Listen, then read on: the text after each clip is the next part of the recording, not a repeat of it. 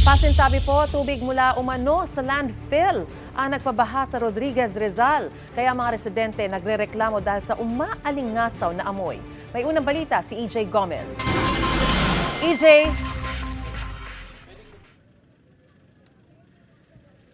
Mariz, puyat at trauma ang sinapit ng mga residente rito sa Sagingan 2, Rodriguez, Rizal. Pinasok kasi ng lampas taong baha ang kanilang mga bahay.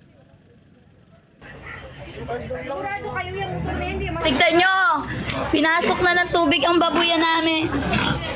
Nalubog na naman ang Sagingan 2 kung kailan walang ulan. Ganyan ang gumising sa ilang residente ng sitio Sagingan 2 sa Rodriguez, Rizal pasado alas 12 ng madaling araw kanina. Pinasok ng baha ang mga bahay pati na ang ilang kulungan ng baboy. Ang baha may kasama pang mga basura. Grabe, lubog na yung mga motor.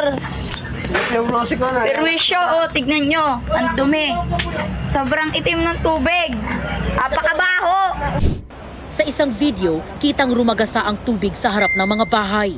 Kung may nakatayo pong tao dito sa kalsadang ito sa harap ng mga bahay noong kasagsagan na malakas ang ragasan ng tubig, lumubog na po. Ang baha kasi umabot sa linyang ito, kaya ang tricycle na ito lumubog din sa baha ayon sa mga apektadong residente. Ayon sa mga residente, sandaling umulan alas 6 kagabi. Kaninang madaling araw nang biglang bumaha roon. Mga kapitbahay po namin nagsisigawan na po na baha na.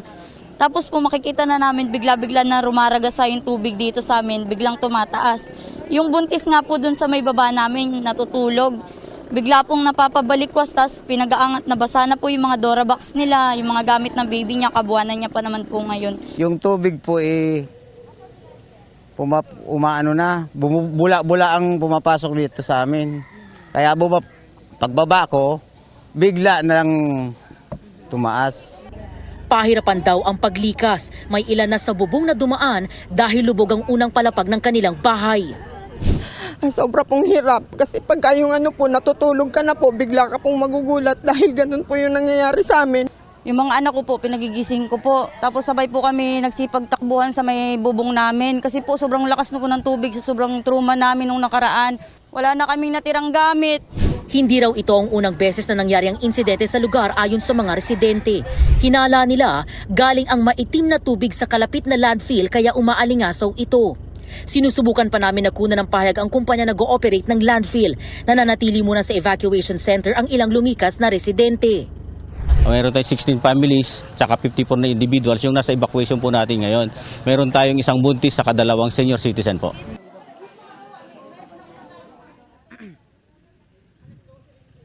Mariz, yung nakikita ninyo ngayon na iyan yung ilan sa mga apektadong bahay. Wala na gaanong baha, humupa na. Pero doon sa ibang parte nitong lugar na to, no, baha pa rin. Yung mga loob ng bahay ngayon, putik ang problema ng mga bumalik na residente. Wala raw silang naisalbang kahit na anumang gamit. Nangangamba sila ngayon sa epekto sa kanilang kalusugan ng maitim at mabahong tubig na pumasok sa kanilang mga bahay. Hiling nila agarang aksyon mula sa kumpanya na nag-ooperate ng sinasabing landfill at mabilis na tulong mula sa lokal na pamahalaan.